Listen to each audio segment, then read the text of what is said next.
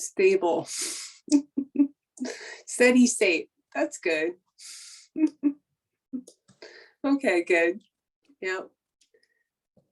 Well, from the feedback, I guess things are going well as they can go, I suppose. All right. All right, let's see. It's been about a minute, so I want to be mindful of time. So I will go ahead and get started. Okay, great. All right, so let's see. Let's pick up where we left off last time. So we discussed cobalt mining. We discussed nickel mining. And we talked about nickel mining because of the decreased cobalt, the efforts at decreasing the usage of cobalt, but of course, then the issues of nickel also arises.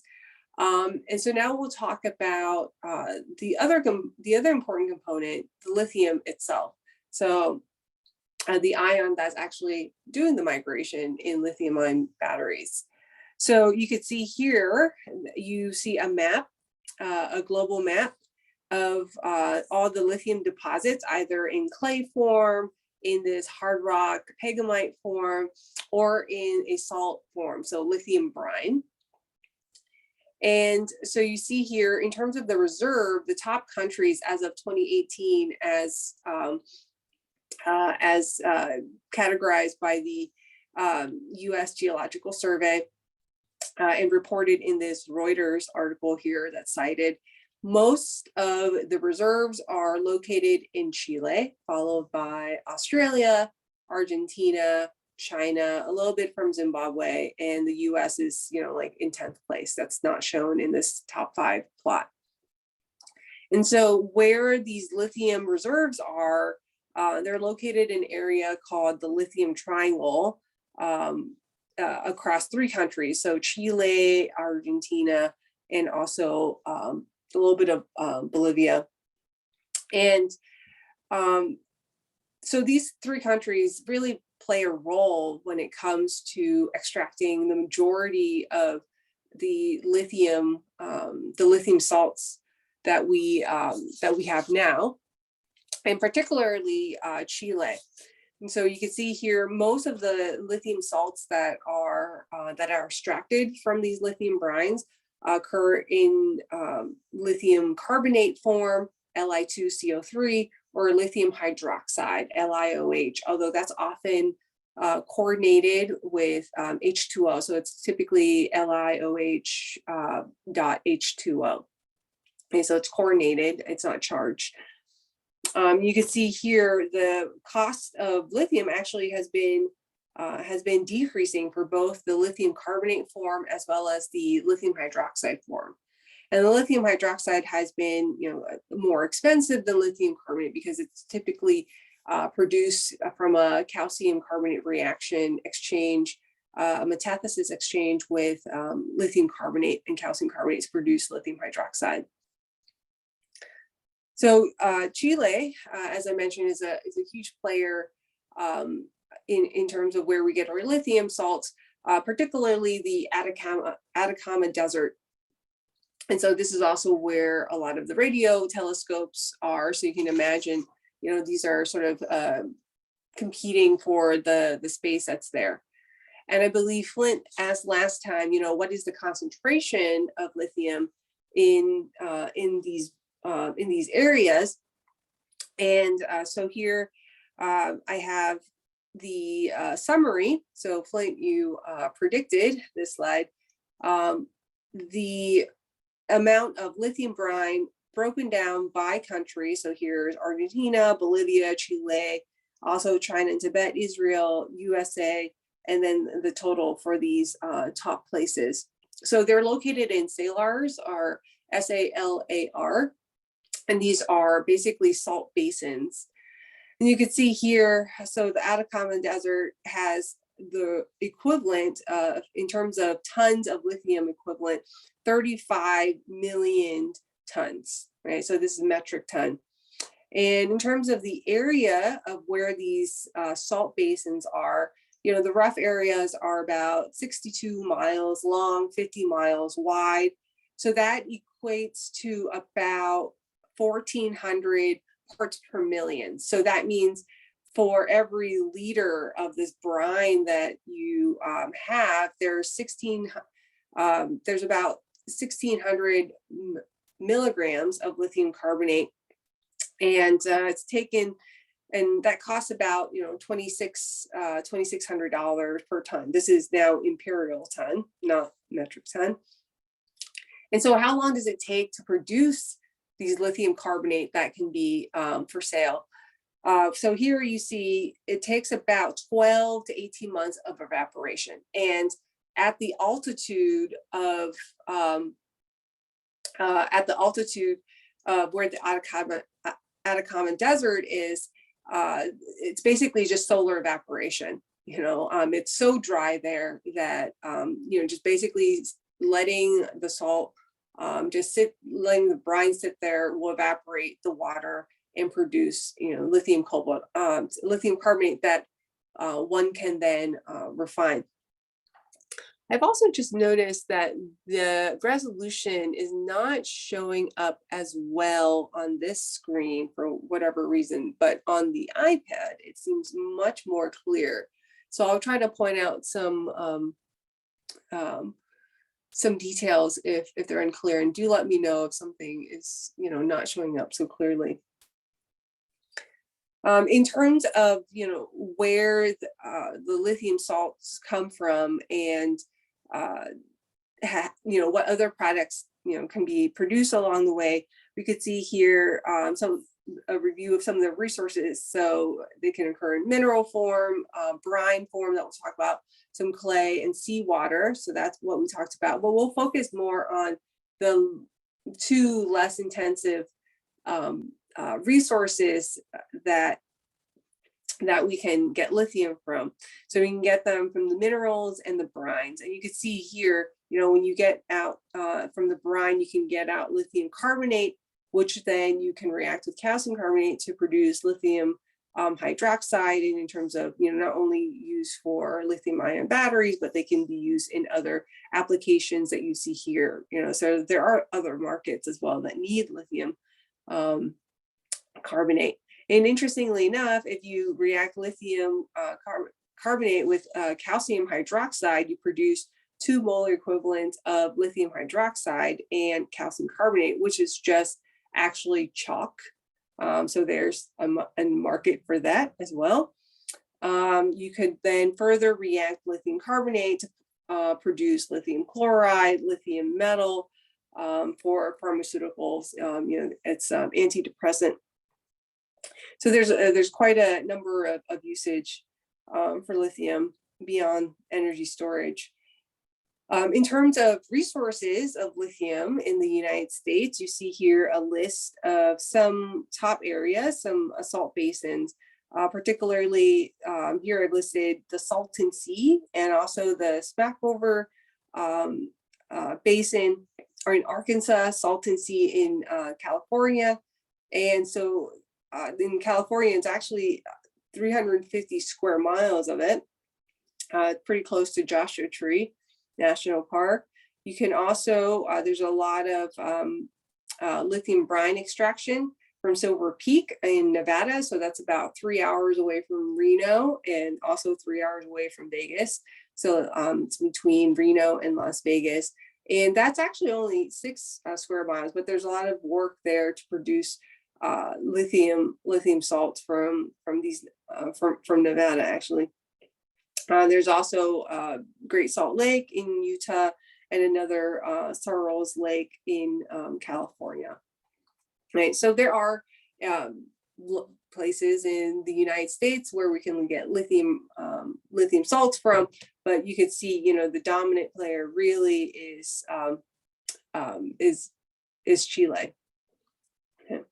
So mining companies or mineral companies can rent space in these areas. You know, they can have contracts with these countries where you can rent the space to produce and extract lithium and basically make money that way. Okay. So here's a photo of one example of the lithium salar in the Atacama Desert, the salt flat. And also in the desert are these radio telescopes. What's interesting about the Salton Sea that's different than extracting lithium from some of the other reserves is that you can extract lithium with geothermal water. So that's particular to this area that other areas don't have. So you can use the intrinsic high pressure and high heat from these geothermal plants to basically decrease the costs and time of extracting lithium salts out of these reserves. And there's already ongoing effort for the last few years with the use of this instrument called the ILIAD, or the Integrated Lithium Adsorption Desorption Instrument, that will make lithium salt extraction from the Salton Sea less energy intensive. And in terms of, where is the energy intensive regions? Is it the mining? Is it the purification? Is it all three? And sometimes, each one of these steps, from getting the ore, mining, and taking the reserve, to then concentrating, purifying, maybe going through some intermediate steps, and then refining some more to get the metal. Some of the information is broken down, so you'll see the color code as blue, green, and red, or sometimes the information is lumped in, and so you'll see that in yellow in these data tables. But you can see here, in terms of lithium, getting lithium out, the cumulative energy demand per life cycle stage, a lot of it is in the refining, in the refining stage, as opposed to just the purification stage. That's a different story for lithium carbonate, where the cumulative energy demand really is in the purification step. Once you evaporate and get lithium, and the salt from the brine, purification from other cations like calcium-based, magnesium-based salts, and producing lithium carbonate. In terms of the global warming potential, it sort of goes hand in hand that, the cumulative energy demand is in the purification step, then that's also where a lot of the global warming potential or increase in the CO2 equivalent emissions is located. And similarly, the health human implications for the purification step, and also ecosystem damage, is also occurring in the purification step. So you can imagine, if we can somehow, improve this particular process, then it would decrease the cost, but also the environmental impact. And in terms of, the global production per year, 21 times 10 to the 6, so millions of tons of lithium produced each year. So it's not so much that we're going to have a shortage of lithium. It's more, how do we make these processes more environmentally friendly and have less of an impact, in terms of detrimental effects. So in terms of recycling, we've discussed this a lot in class, and one of the major ways, one of the most common ways to recycle batteries is to just digest the battery itself. So here's an example from a Dusenfeld recycling plant in Germany, where you just put the battery in a mechanical grinder, and that machine will basically just grind up the entire battery, and then you can start extracting some of the components.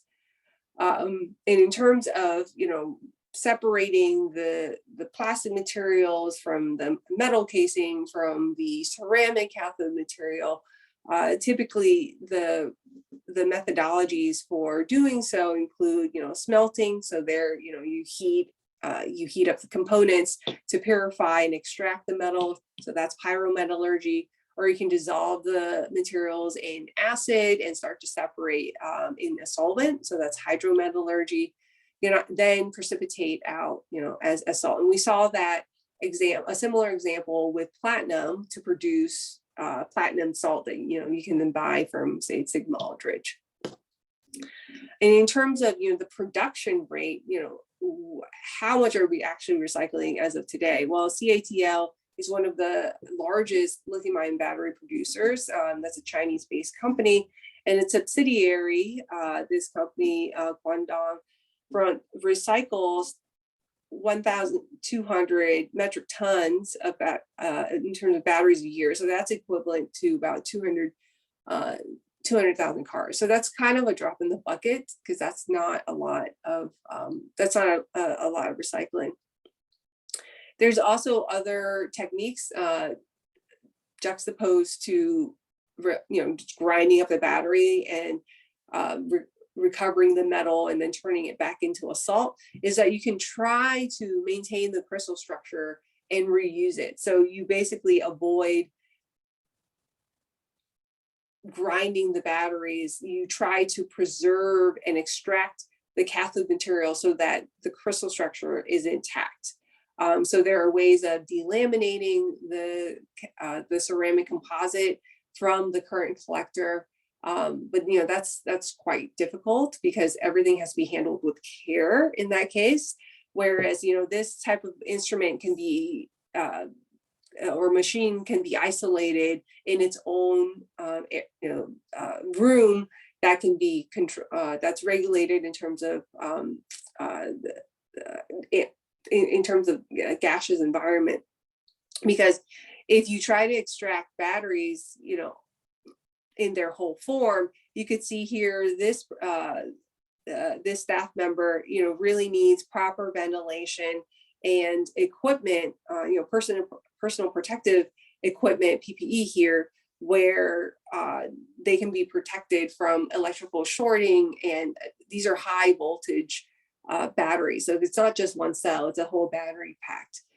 And even when you collect the sludge, say, from a grinder, you could see the PPE that's worn by this staff member, scraping the sludge off of these grinders. So there's a lot of care that needs to be taken into account in terms of recycling, because there's a lot of toxic gases that can evolve, and also safety hazards in terms of fire that can occur, and that have occurred quite recently.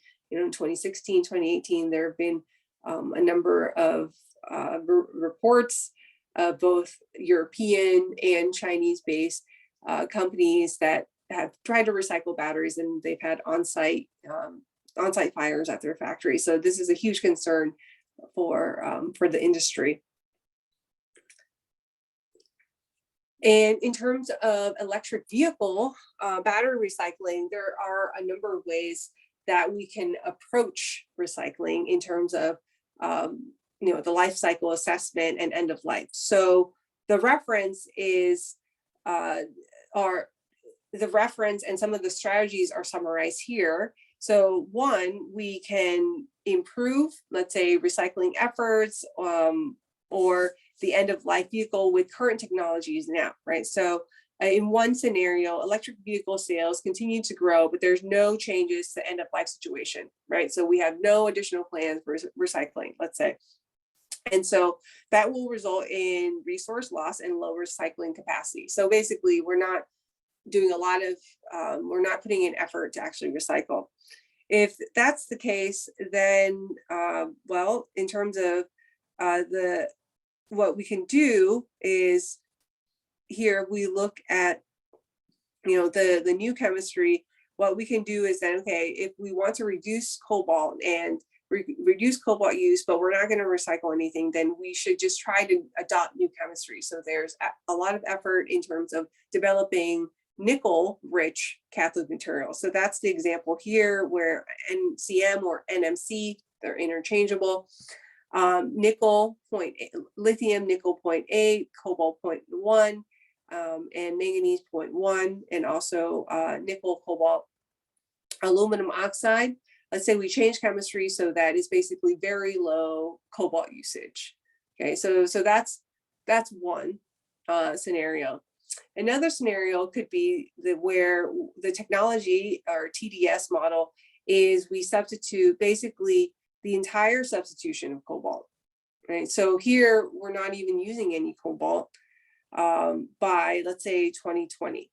Okay, so in terms of the battery collection and cobalt chemistry, that's phased, cobalt chemistry will be phased out by 2030. In terms of battery collection, let's say that's high at 95%, cobalt recovery rate at 96%. So that is also ongoing work.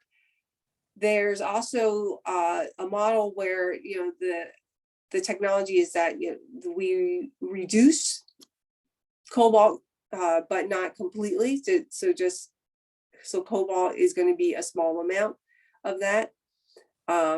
There's also a model where we can try to incentivize businesses to reuse batteries somehow. So that's this BDR model. So we try to recover as many of the batteries as possible by incentivizing businesses to do so, either through policy reform or financial incentives or policy mandates, from each country itself. And so here you can see that the use of NMC 811 and NCA will still be dominant, and by 2050 they'll be basically the chemistry of choice. And then there's also policy-driven promotion of recycling, where we can basically, there's not financial incentive, but it's, there will be economic policies and national policies that would just dictate and say, you can't sell a car unless, it's recovered somehow, the battery is recovered somehow. So there are a lot of strategies that are being explored for how to reduce just more usage of cobalt and recycling the batteries themselves. But just mandating the use of batteries is not as straightforward as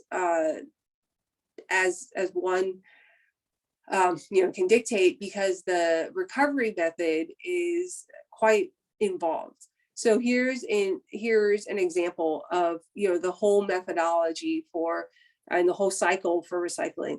So you see here, you first start off with the battery itself, and you can open the battery in a number of ways, right? So you can open it through water spray or immersion in water or in some solvent. You can open it with gas, high airflow to basically open the batteries. This is an extremely dangerous step, because this is where the explosions can happen. This is where the fires can happen, because there could be pent up gas. There could be evolved hydrofluoric acid from, the fluoride would come from the salt, the LiPF6 salt in the solvent, in the electrolyte.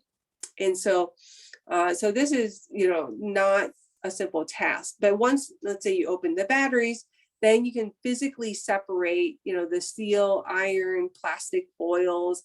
You also need a size separation of the particles, say, depending on which method. There could be vacuum drying, there could be more immersion in water or in some acid, and the plastic components in the batteries can then have a separate methodology where you can just basically burn the material off. The next step is you can do dry thermal processing of the foils, the anode and the cathodes, and then you size separate the material. There could be also froth flotation to separate the different particle sizes. So your cathode particles are embedded, in the electrode as a composite. So these ceramic powders are made into slurries, and they're combined with conductive carbon additives as well as polymeric binders. So that all has to be separated, and can be separated through a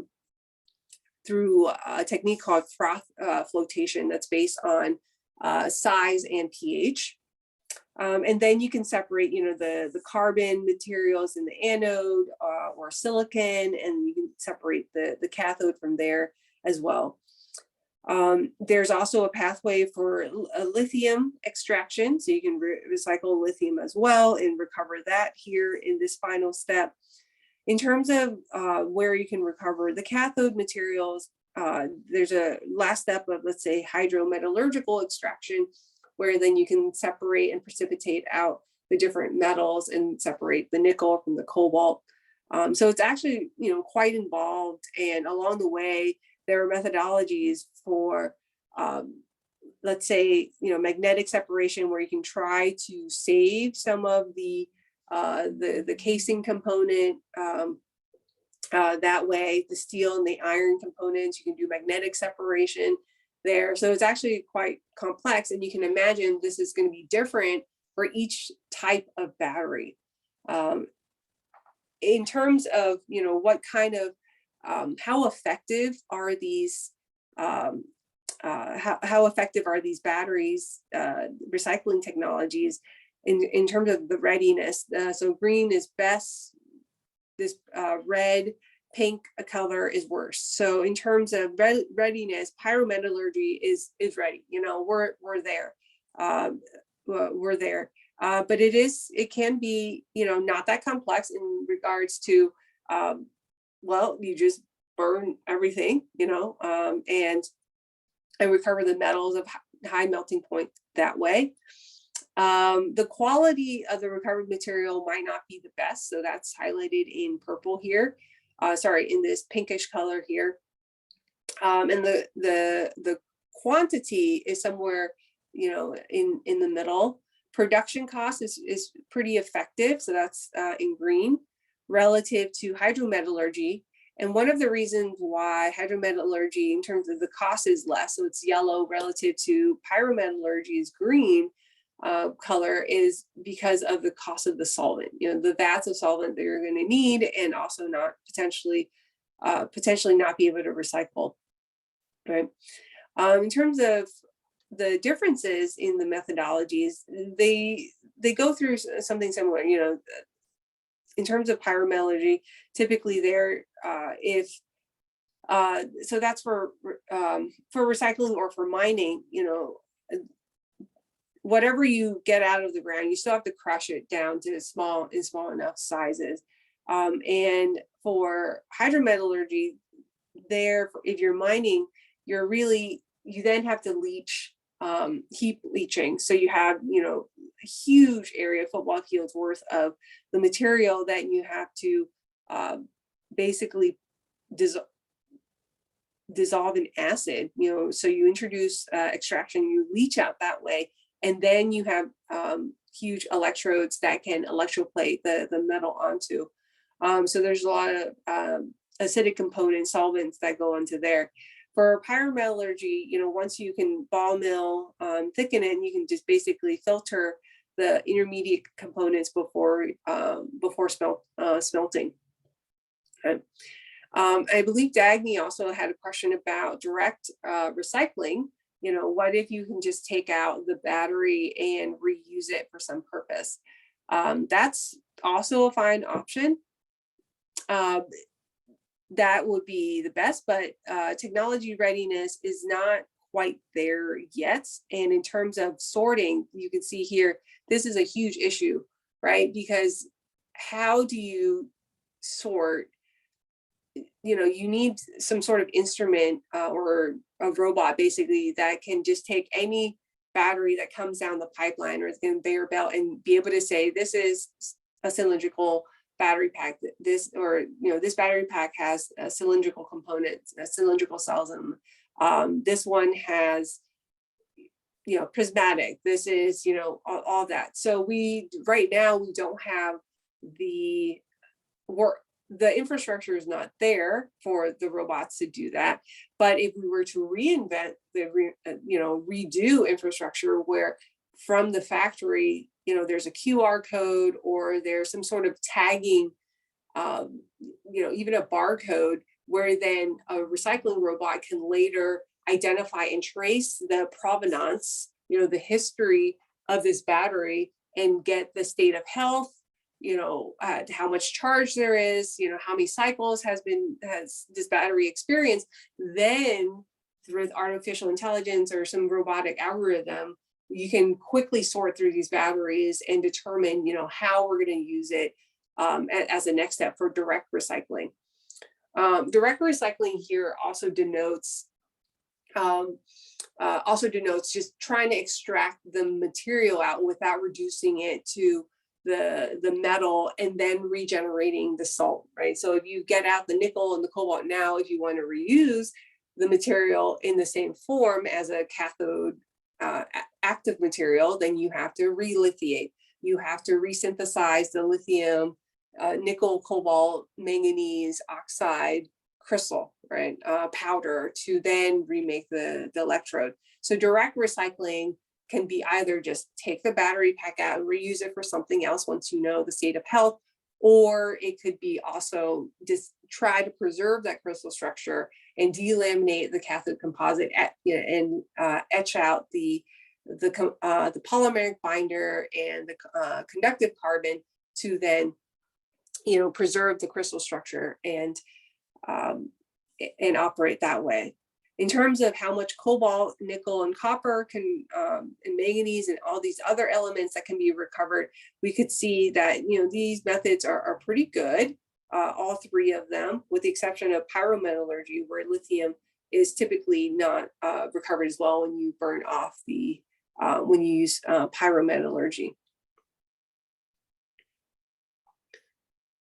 Now, we also want to talk about the global warming potential of recycling. And so here you see in this column, this is the CO2 equivalent in terms of emissions per kilowatt hour of a typical NMC battery. So this is 622, so 0.6 mole equivalent of nickel, 0.2 cobalt, 0.2 manganese. In terms of the breakdown of the 42 kilograms of CO2 equivalent emitted per kilowatt hour of energy for each cell, the manufacturing process is a huge chunk of that. This is the cathode. So this is the cathode component, although that's not showing up very well, and I'm not really sure why. So I'm going to try to write it out here.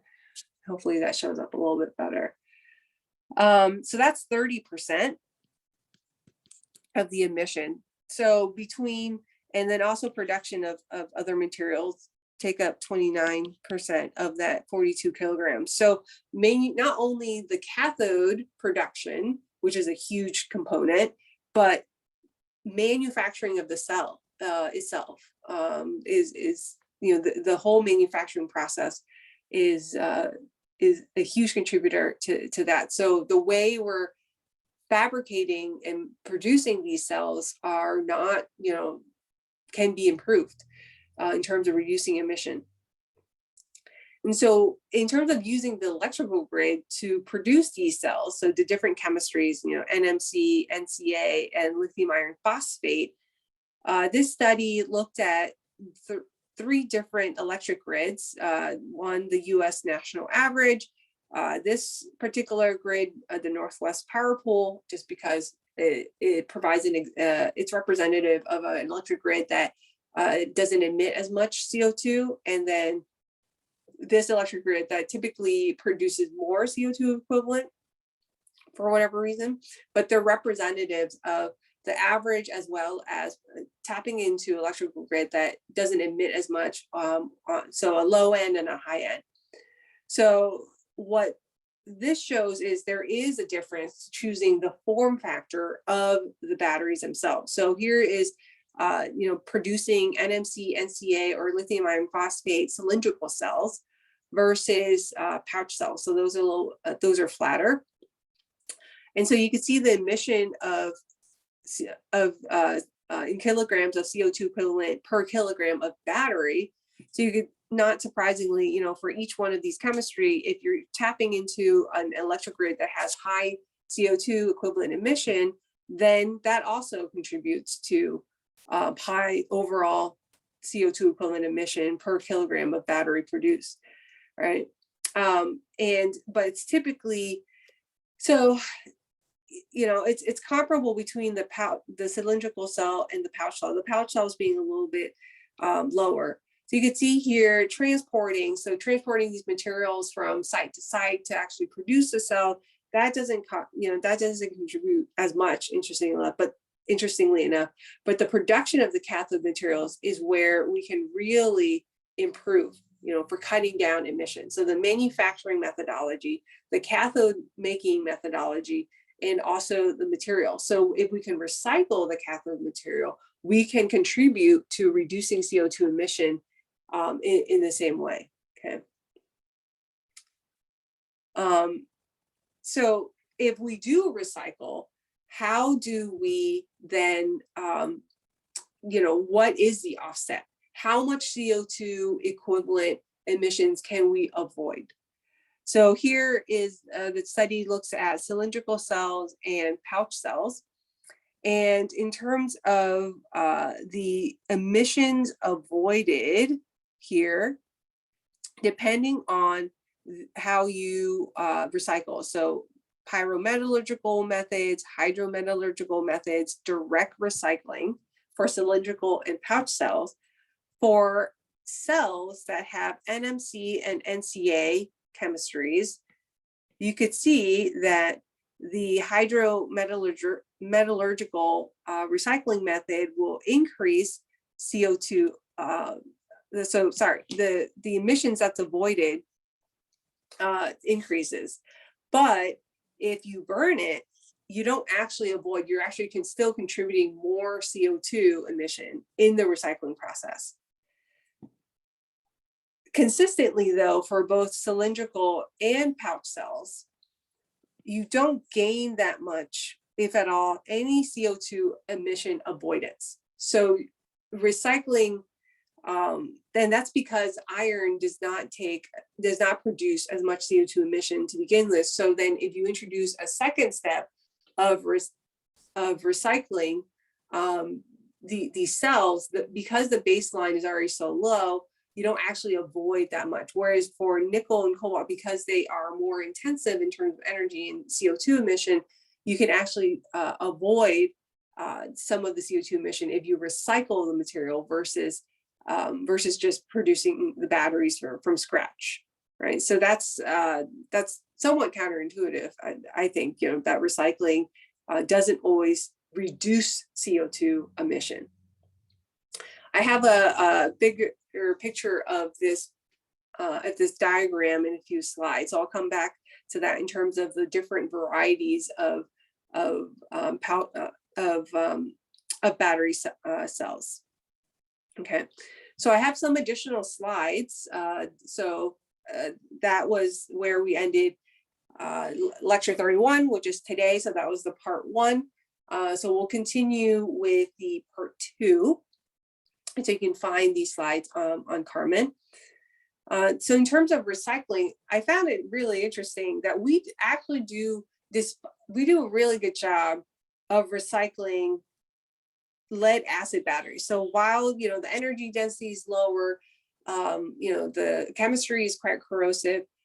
In terms of recycling rate, we do an astoundingly good job of recycling, mainly because of policy, actually. And even better than any of these other products that we typically think about in terms of residential recycling.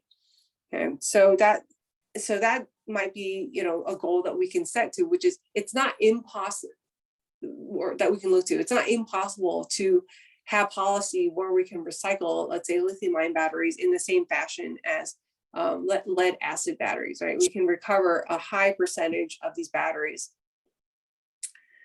In terms of the different types of cells, the challenge, for dictating recycling of batteries is that, there are different kinds. So what we talked about before, these cylindrical cells, this is an example of a 18650, where the diameter is 18 millimeters. The length here is 65 millimeters. You can also have prismatic type batteries here. So you can have 12 cells per module. There are 444 cells per module here in this Tesla Model S. In the BMW i3, there are 12 cells per module.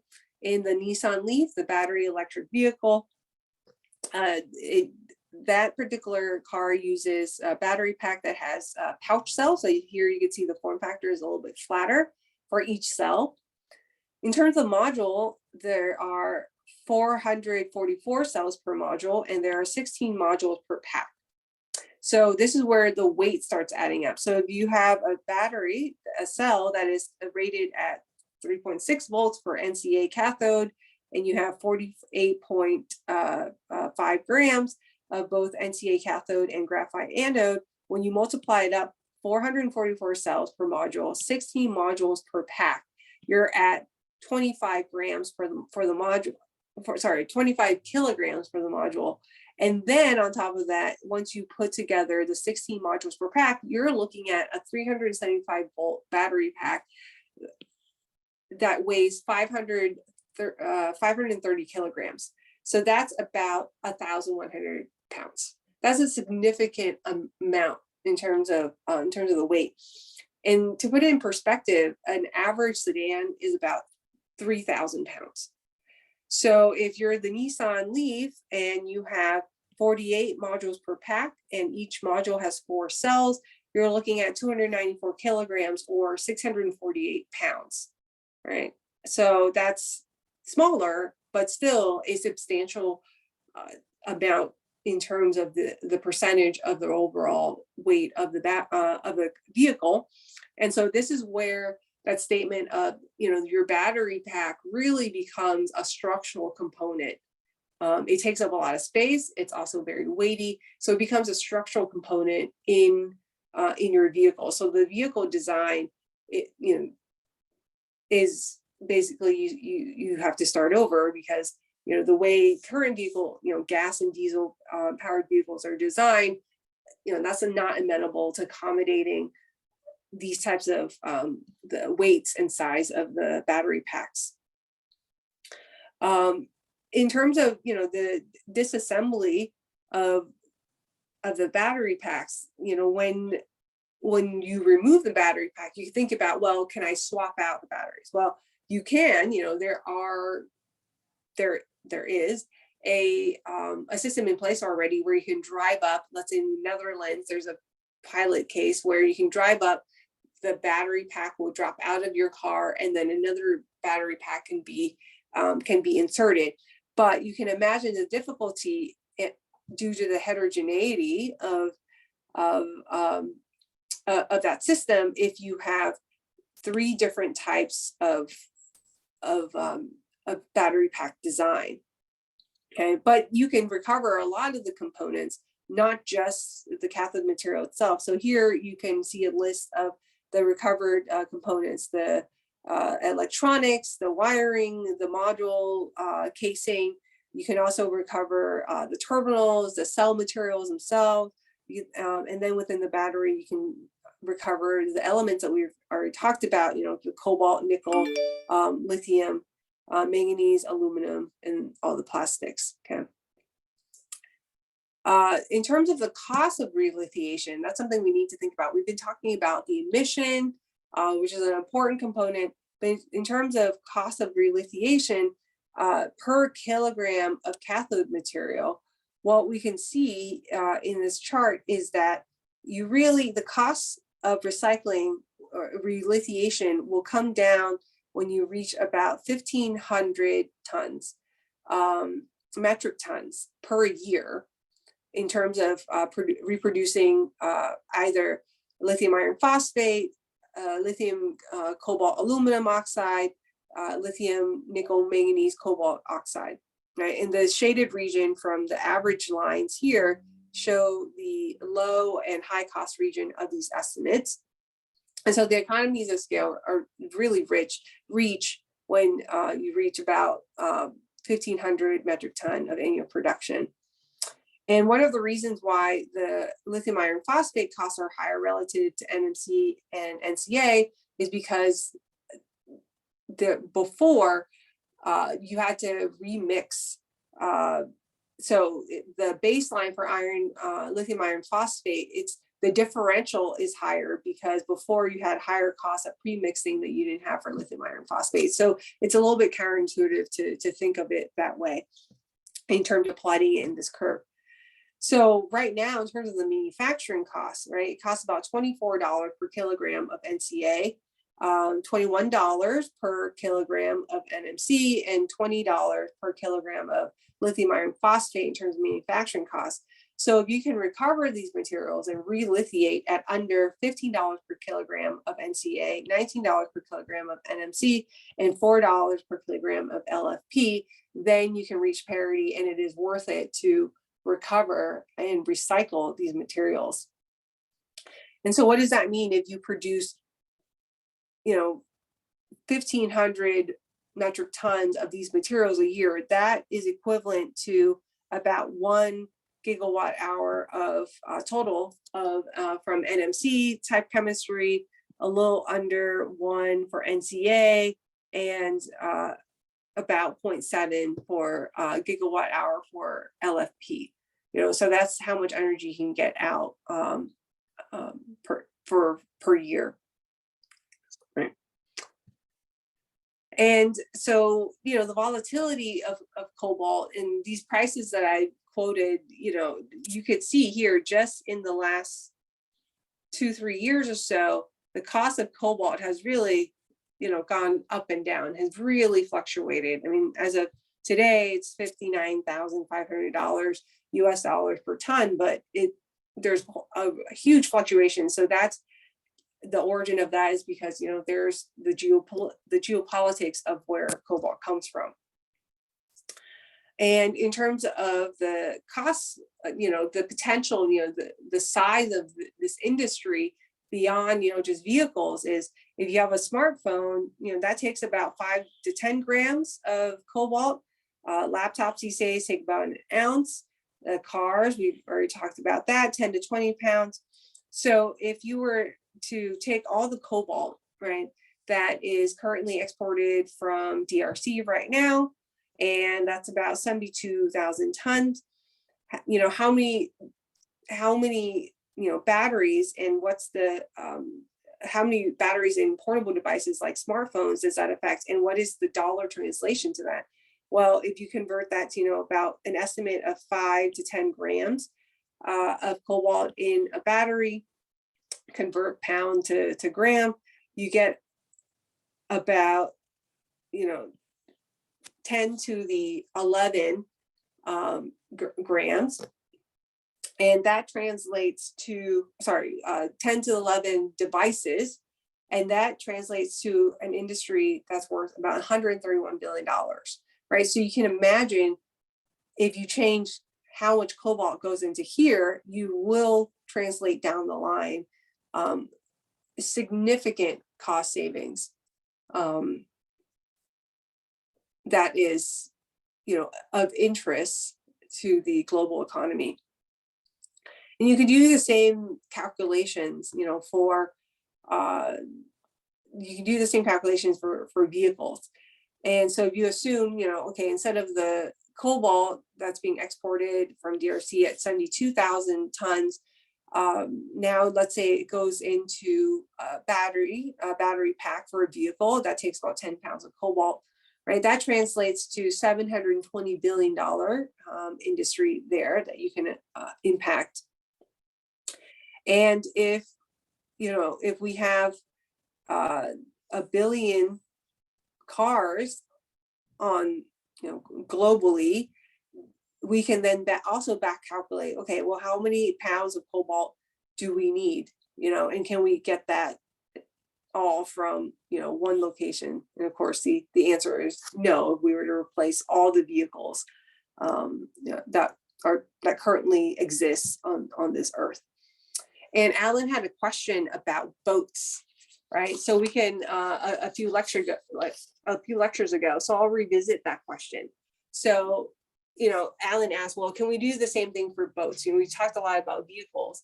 And so I looked this up because I didn't know. Apparently there are about 11 million recreational boats out there.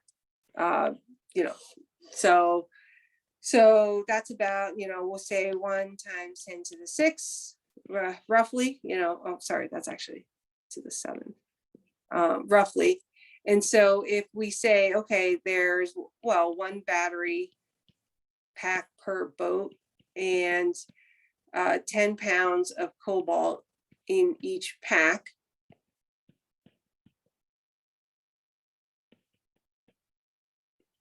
So this is 10 to the 1. So we're looking at 10 to the 8 pounds of cobalt that will need to be produced if we want to electrify all the boats, right? So that's a lot of boats. And then if we convert that to, well, what kind of, you know, what does that translate in terms of dollars? If we then multiply this by $10 per 1 pound of cobalt, then we're looking at 10 to the 9 dollars, right? So that's $1 billion industry, right? If that you could make in terms of electrifying boats. So that's pretty impactful, you know. So so I will leave that there in terms of impact. Are there questions, comments?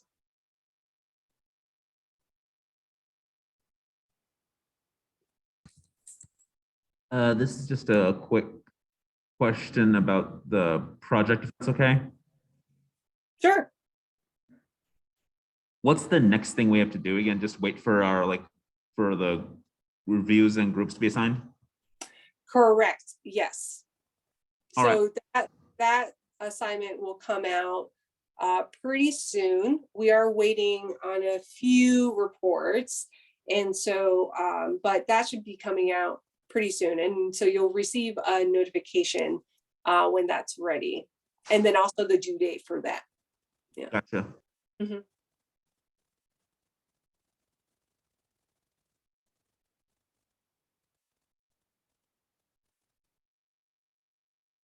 I guess kind of in the same way. Is that like also when peer reviewing will also start? Yes. So once we get that few final reports to come in, the assignments will be rolled out in Carmen, and I'll alert everyone that that's ready.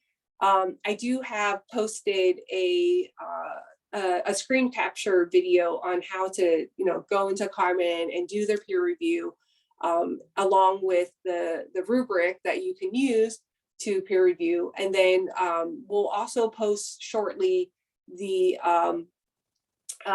presentations, the presentation template as well, and the rubric for that.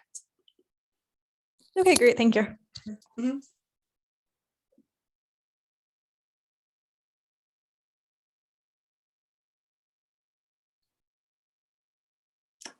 Okay, well, with that, we'll adjourn for today, and lectures will resume on Friday with life cycle assessment, circular economy, sustainability discussions of photovoltaic devices. All right, with that, bye everyone.